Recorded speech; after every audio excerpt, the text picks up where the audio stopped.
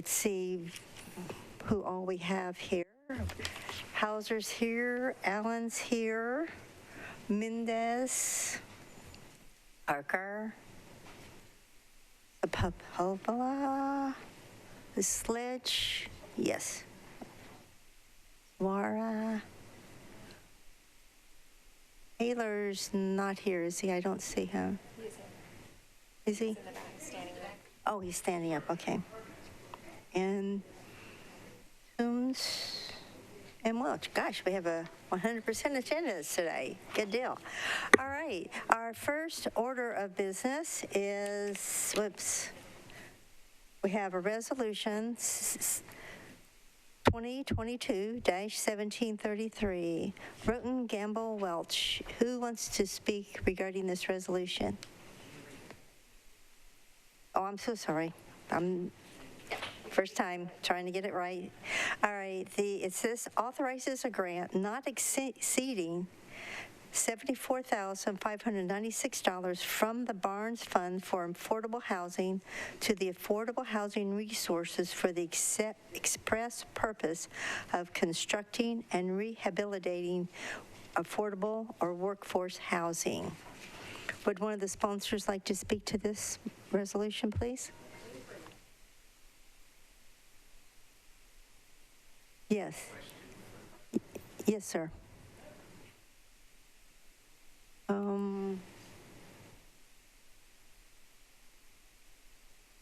There, sir, you're on. Thank you, Chair. So yeah, I was hoping that someone from AHR was here just to kind of let us know what is this for, the 75,000? Like how many units does it affect? Is this like a overages type situation like we've seen with some others? Chair, would you like to recognize the? Yes. If you press the public table, go over to the There, your mic is on. Okay, I'm Dan Eaton. I'm with Affordable Housing Resource. I'm Director of Housing Development, and it was unanticipated. These funds were, it's my understanding that these are funds that the Barnes Fund was made available to help offset some of the rising, unanticipated rising costs that happened in 2020. It's certainly needed. It's certainly, like again, a blessing to even be considered to have the funding that we can use to help offset those costs that we incurred. And again, I appreciate even being considered. Yes, sir. Thank you. Could you, I guess, how many projects this is and where they're located? Well, I've got a list. I only made 10 copies here. I didn't know that we would be in the chamber. That's enough for the committee members. Thank you, sir. So, and I can just kind of go through where we're at with the Barnes Fund lots. It's really going to be allocated across the different lots that we're working on.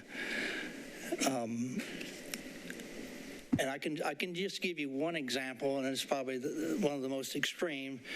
3307 Batavia Street is a lot that we did apply for, and we were granted by the Barnes Fund. And this happened before I came on board. And when I go out there to look at that lot and to get a site plan ready for it, I look up and there are power lines over it and an AT&T line. And to make a long story short, we had to move those lines to even be able to build on that property that was previously surplus property for Metro. And after spending right at $50,000, we were able to build a house, and we just recently sold that house. We didn't anticipate that. That's outside of the 2020 COVID. But there are things like that that happen all the time, and I would just say that the COVID period of escalating costs just added to those things. And so that's just one example that I can give you. I can give you more. But. No, sir, that's adequate. And thank you for providing this list. That's all the questions I had. I'm hoping, I'm tracking the lumber prices pretty closely as well, the retail lumber prices, and I'm hoping that the worst of it is over and that we see kind of some stability and normalcy there. So I think that's all the questions I had. Does anyone else have any questions? Yes. Let me find you.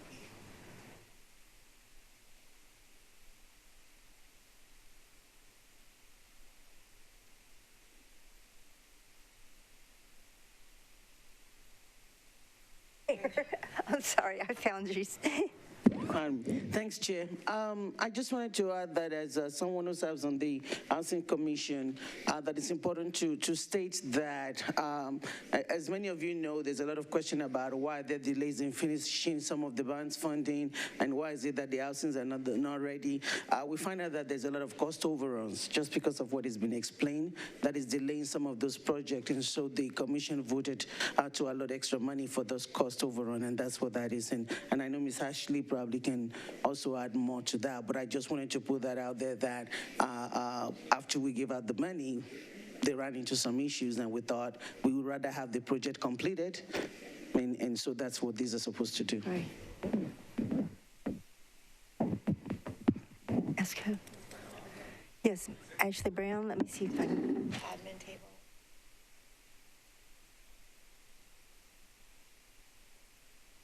Yes, your mic is on now. Thank you, Chair. Again, as Councilmember Suara already reiterated, these are one-time funds that the Housing Trust Fund Commission chose to allocate to nonprofit organizations that already had open contracts with the Barnes Housing Trust Fund in order to help supplement some of the costs that happened outside of COVID. So, of course, lumber being one of them, but also things like gypsum that's in drywall. Downstream petroleum costs and effects have actually made a lot of development pretty difficult. The specific lots, thank you, Dan, from Affordable Housing Resources for being here and giving that list out. But for the viewers at home who did not see that list, it is for 5 homes in our funding round 4, and then 8 homes in funding round 6, 5 homes in funding round 7, and then 31 homes that were committed in funding round 8. So those are all the way that the Commission established a set price per organization was how many units were incomplete at the time that they made these awards for the cost supplement. So it equaled about $1,522 per unit for each organization. So this particular contract is for 49 units, which I just explained there. And then we have already passed or gone to council with the other 14 contracts for this cost supplement. However, there was a numeric error in this specific contract, which caused the delay, and that's why this one is filed separately from the others that have already been approved.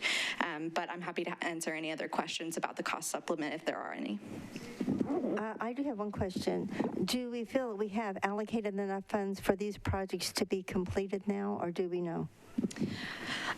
We anticipate that all of them are ready to go to completion, even outside of the cost surplus. It's just that many of these organizations had spent funding or had to go out and get additional conventional financing in order to complete them. So these cost supplement funds help take that burden off of some of the nonprofits in order to complete the homes that they are contractually obligated to complete. However, we don't foresee any other problems, which is why this is kind of a one-time surplus for each of these organizations that had open contracts rather than a recurring cost, because we anticipate that now knowing the market, those folks can actually put a contingency for construction in their budget requests for us for each application and future rounds. Thank you. Are there any other questions before we move forward? Do I have a motion to approve? Okay. All in favor? Anyone against? Okay, thank you. Are there any abstentions? No. Thank you. All right. The next item on our agenda is a late filed resolution by Councilmember Gamble and Johnson. Yes. Let me read it, the caption, and then I'll ask Councilmember Gamble to speak to it. This is a resolution from the COVID-19 Financial Oversight Committee requesting Metro Council to consider certain nonprofit proposals and allocating the American Rescue Plans Act funds to combat homelessness. Councilmember Gamble, let me get you turned on. There you are. Hello. Thank you. Thank you, Chair. Just a little context for this resolution. As you know, the ARP committee met and recommended the allocation of $50 million towards homelessness, which you have in 4 resolutions that will be brought back up before the council on October 4th. After we made that recommendation, we received proposals from 3 organizations that address homelessness. They are Room in the Inn under Councilmember Welch, also the YWCA and Dismiss House. We decided as a committee that since we had already allocated funds towards homelessness, we would not look at those individual proposals for a recommendation, but we're asking that the Homeless Council consider these proposals or consider these organizations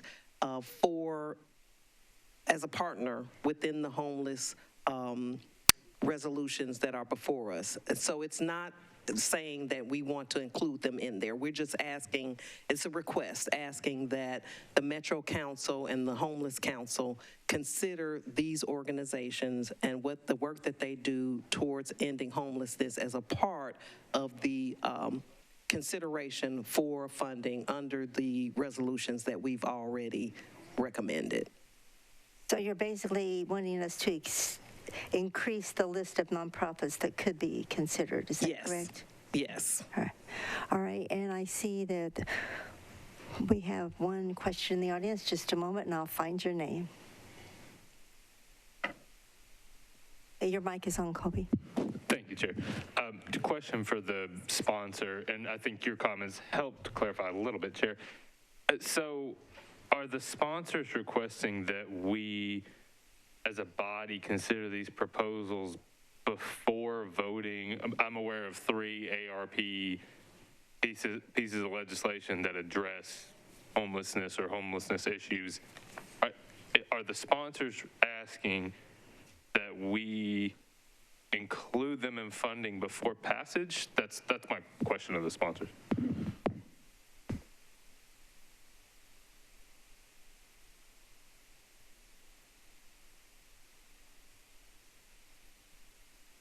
Thank you for that question. No, the committee is not recommending or suggesting that you consider these proposals before we take a vote on funding. We're only asking and encouraging that the committee or the Homeless Council and the Metro Council consider these organizations as a part of the homelessness solution when looking at how any nonprofit partnerships would be developed in helping to address this issue. So we're not asking that these proposals be considered. We're not asking that money be allocated to them directly. We're just asking that those organizations be a part of the discussion with the Homeless Council and the Metro Council as we look at what changes need to be made to the bills, because we haven't voted on them and there could very well be amendments or things that come forward. We're just asking that these organizations be considered as partners on the list of of other nonprofits that are being considered as partners in this work. Thank you. Mendez. Thank you, Chair. I'm still confused, but I'll want Councilmember Mendez. Councilmember Mendez. Thanks. I guess I'll just pick up on Councilmember Sledge's confusion. I came in at the tail end of that meeting, and I feel like maybe Councilmember Gamble is sort of dumped into doing the business of the committee here, but this is a weird posture. Like, we're talking about we should consider things in connection with other legislation that's not before us today, and so I don't know what that means either. Because anybody can just file an amendment for the next meeting and then wham, we'll consider it. So I'm not sure why we have a resolution to tell us us telling ourselves to consider something 2 weeks from now. Thank you. I'll say that the committee wanted to go on record as saying that we feel that these proposals that came to us after we had already allocated funding towards homelessness are important.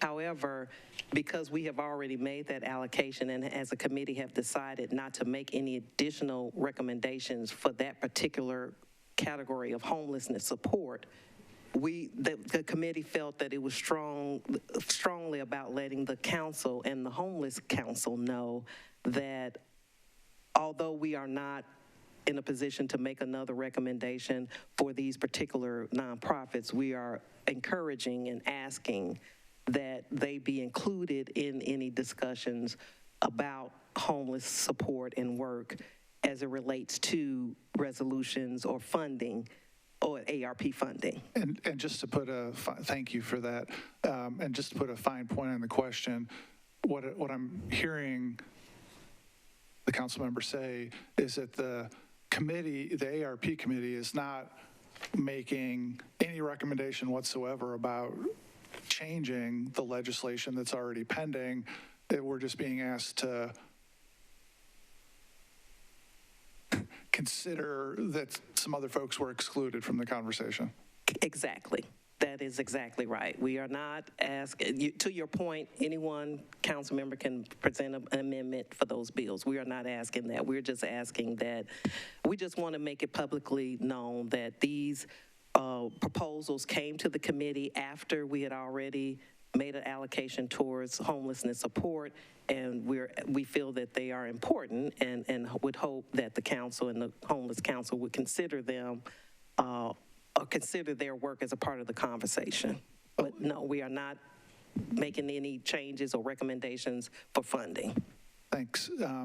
Chair, I guess, I think it's 5 weeks ago when we deferred all those pieces of legislation until the first meeting of October, and I think it was unanimous deferral of those things for 7 weeks, in part because, largely because it didn't seem like there was a full plan in place, and to me, I'm more or less baffled by the idea that the ARP committee now has received other presentations that they think are worthy, but not worthy enough to change its former recommendation.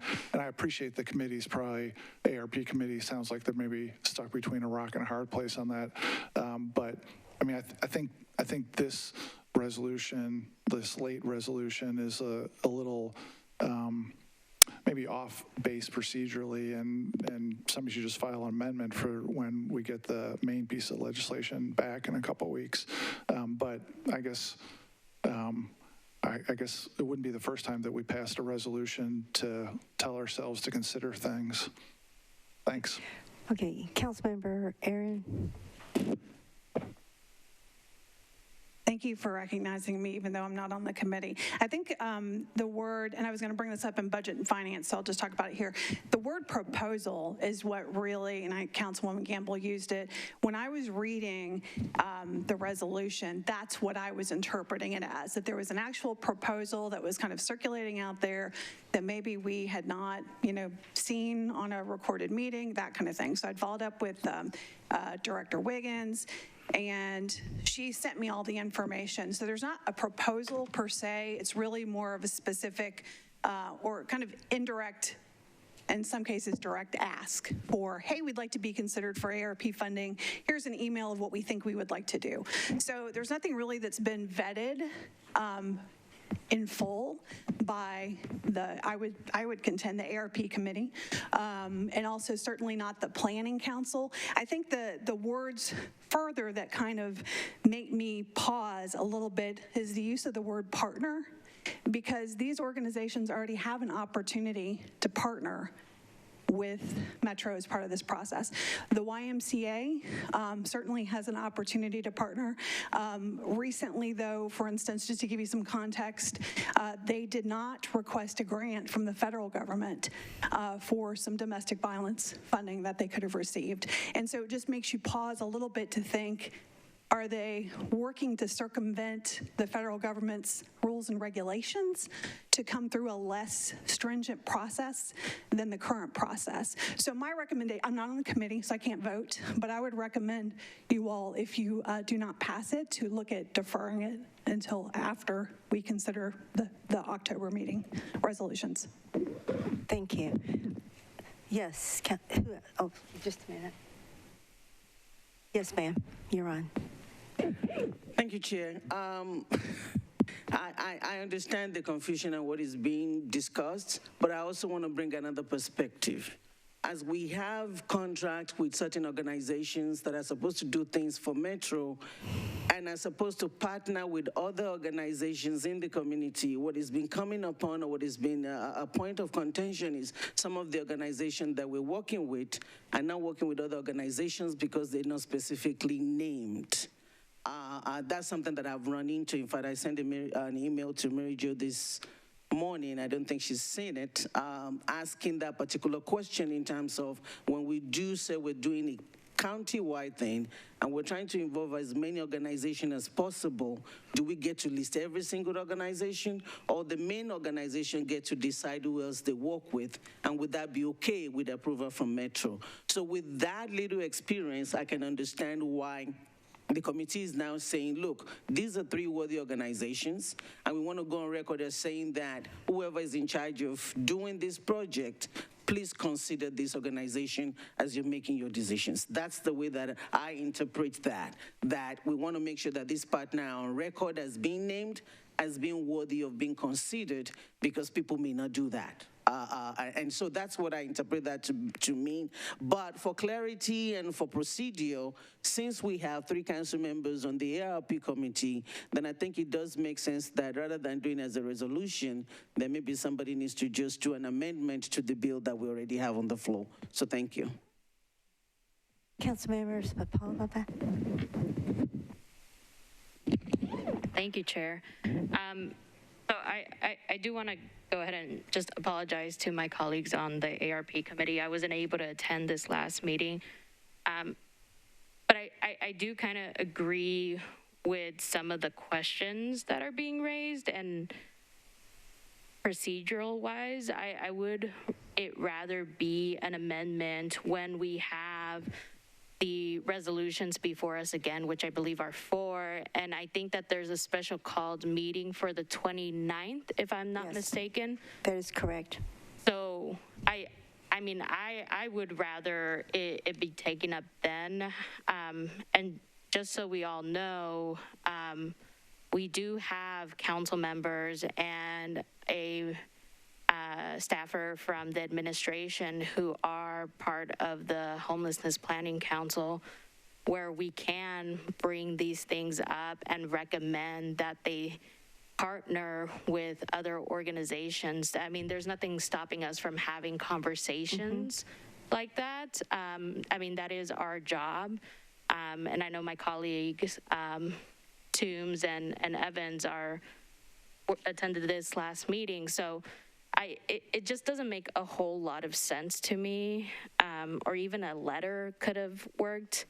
But again, I just couldn't attend this last meeting, but that would be what my recommendation to this committee would be. Would you state your recommendation again, please? That we defer this and it just be an amendment when the resolutions come back up in October. Okay. Do I ask for a vote on that, or do I go on? If there's somebody from... Are you making a motion, ma'am? Sandra, are you making a motion? Yeah, I'll move to defer this legislation to the first meeting in October. Second. Okay. All those in favor? Oh, I'm sorry. Is there any discussion related to the deferral? Oh, Councilmember Gamble, you're still on.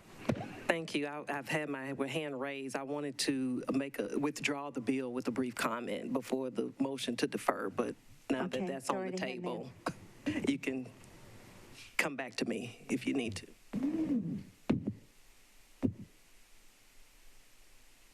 So we're going to take a vote on the motion to defer, please. All those in favor?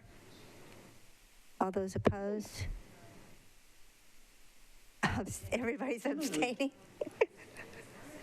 Oh, sorry. Sandra, you're still on.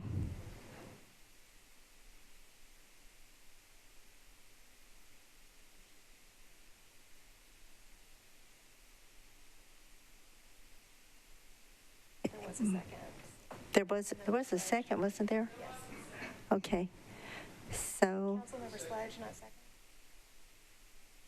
I seconded the poll, but I'll move to table my motion. oh, okay, you're tabling your motion, so back to Gamble.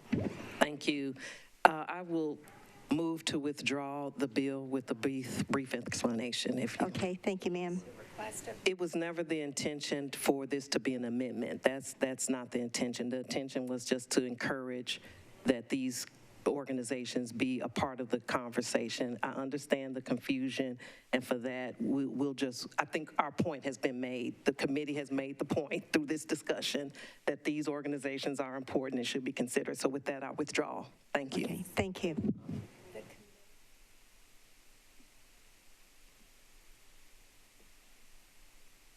All right, council is telling me that someone from the committee needs to make the recommendation to withdraw. recommend a withdrawal. Okay, so now we move on, right? Okay, we have bills on second reading. Bill 2022-1381, Parker, Allen, Van Reese, and others. It's been referred to the Affordable Housing Committee and the Budget Committee. This amends the Metro Code requiring payments in lieu of taxes made by the Convention Center Authority be dedicated to the affordable housing initiatives. Do one of the sponsors wish to speak? Who has their hand up? Parker, okay.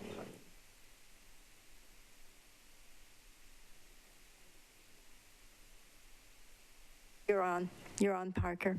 Thank you. So my hope for this evening, if we want to have some discussion about the proposed amendments, that's fine, but this is not a timely piece of legislation. This needs to be finalized and in place. I don't know, Mike, is it 8 months from now that we need this really sorted out? So there's good stuff in both of these amendments, and I'm hoping that we can kind of synthesize those over the next couple of weeks. So I would request a 2-meeting deferral of this legislation, but happy to hear from the sponsors of the amendments about that.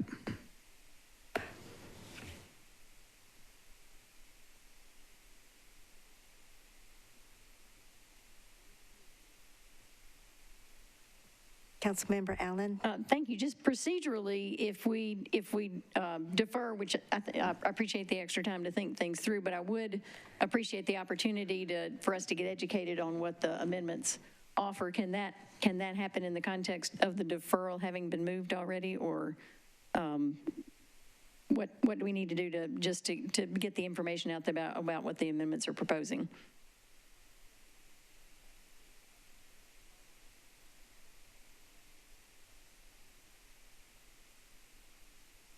Okay.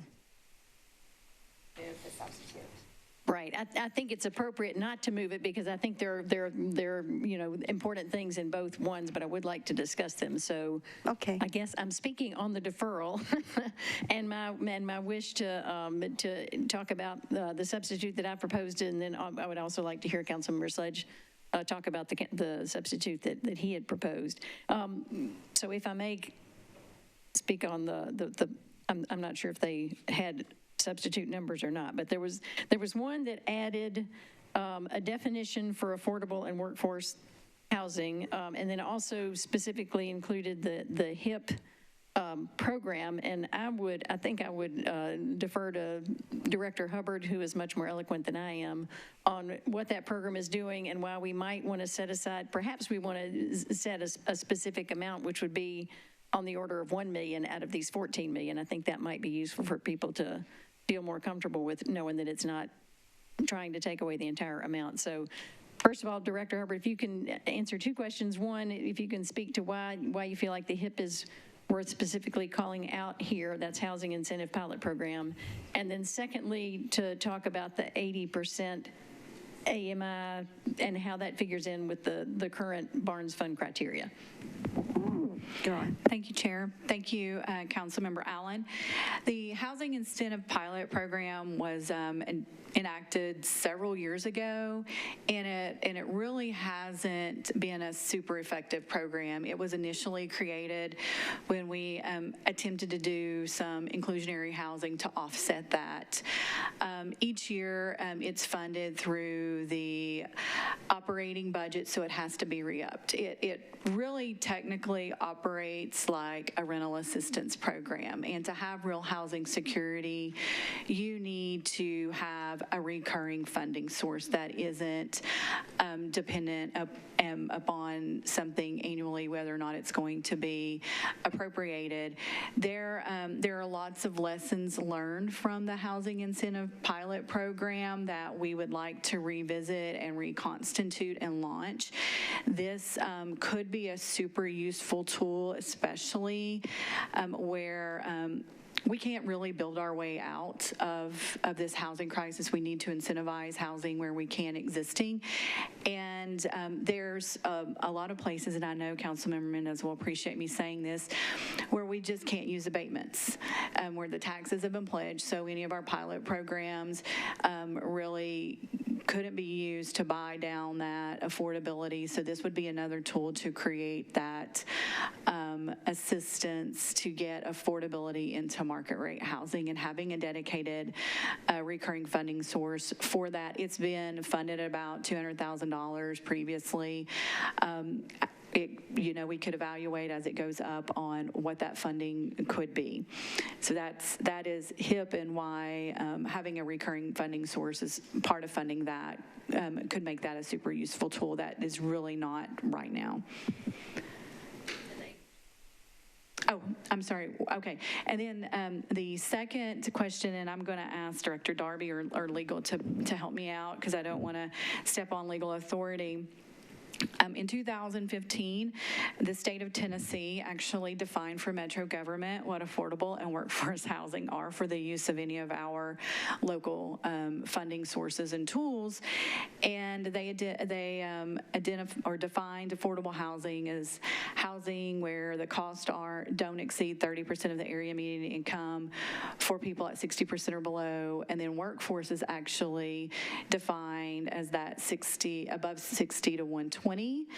And the Barnes Fund actually does home ownership programs at 80% of the area median income, so that's why the term workforce was added, and a reference to that state law, just to make sure that however we're defining workforce and affordable housing for our tools meet the state law. And the Barnes Fund was originally modeled after the Home Investment Partnership Program, which does do home ownership up to that 80% area median income. So that's the reason for that. And Director Darby, please correct me if I am wrong on any of that for that state law. Stated that appropriately. Councilmember Mendez. Thanks, and cognizant of the fact that now isn't really the time to get to the finish line, I just want to ask for clarity. There was a repeated reference to recurring revenue stream, and my impression was even deleting the words subject to the annual budget process from this bill, it would still be subject to the annual budgeting process, and therefore, I just want to be clear, when we, people out in the community, when we run around saying it's a recurring revenue stream, they believe it's locked in place, when in fact, neither the bill nor either one of the proposed amendments would create a recurring revenue source. It would absolutely be subject to annual appropriation. Am I understanding that right, Ms. Darby? Which one are you planning? It's next to Vice Mayor. Okay. Yes, the funds would need to go through the budget process and be appropriated annually to the Barnes Fund the way other funds are appropriated in that manner. All right, thank you. Do we have any other? Yes, Colby, just a moment. Let me find you. Thank you, Chair. I wanted to speak briefly on both substitutes, knowing that we're, I think, planning on deferring this. I think in the discussion on the substitute, Councilmember Allen described, and I mentioned this to Director Hubbard and to the sponsor, the last conversation this committee was having about this particular legislation was talking about specificity and guardrails. And the concern I have about the substitute is it actually opens it up wider to, I think, more interpretation. There is another specific program that is indicated in HIP, but we've now moved from affordable housing to affordable and workforce housing, and we've indicated, there are different definitions and determinations that have been shown over the years from different administrations and members of what those things mean. What does it mean to fund affordable housing? What constitutes affordable housing? What constitutes workforce housing? So I'm a little concerned by that substitute that I think it starts off well in naming specific programs, but then opens it up fully to whatever could be interpreted as efforts toward affordable and workforce housing. What my substitute attempts to do is specify where that goes. And so my substitute strictly said that it would be the council's intent for this to go to the Barnes Fund, period, full stop, Barnes Fund. Because as we know, this legislation, this pilot begins in FY24. It doesn't, I want everybody to be clear who's watching, it doesn't pertain to this current fiscal year. It would start the next fiscal year. And we will not have ARP funds for the next fiscal year. We are 15 million short of a 30 million allocation for this current fiscal year. And we will not have the crutch of federal funds to fund the Barnes Fund as we have the last couple of years. That's my intent in trying to simplify and name an existing program that we know will need to be funded. So thank you for indulging me, Chair. Thank you. Is anyone else wish to make comments on Councilmember Allen's amendment? Okay. Does someone make, Councilmember Allen, do you want to make the motion for the 2-meeting deferral? It's me. I'm so sorry. Okay. Okay, let's have a vote on the 2-meeting deferral, please. All in favor? Aye. Nay? Abstain? Okay, so we have a 2-meeting deferral on Councilmember Allen's.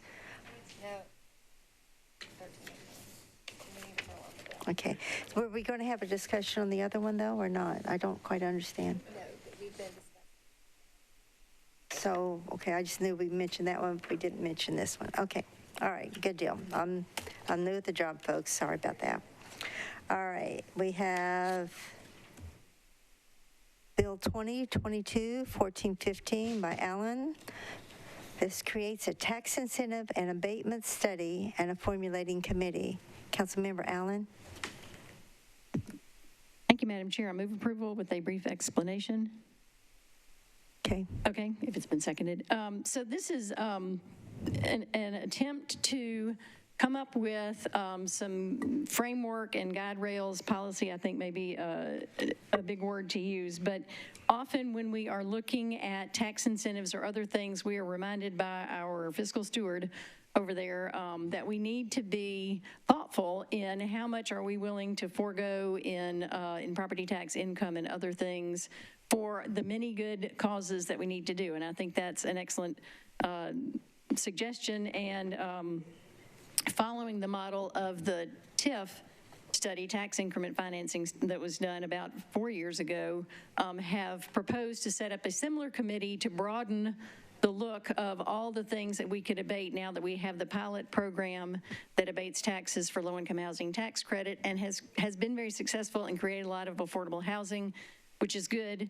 But at some point, have we pledged so much money that we are not able to give to schools what they need? So this is just trying to put a smart group of people together to systematically look at all the known possibilities now and to try to welcome public input on how we decide what all that might be appropriate for, and if we need to set a cap at 1% of total spending or whatever. I mean, that's for this group to decide. So all I'm asking this body to okay is the formation of that committee, and then after third reading, we'll need to put that committee together. So I also welcome suggestions on who would be good members of that committee. As it's currently set up, again, modeled after the TIF study, the mayor's office would nominate one person, the director of economic development would nominate one, and our director of housing would nominate one, and I hope she's thinking about that. And then the council would nominate 4 of those. So a group of 7 would then meet for 6 months and then present a report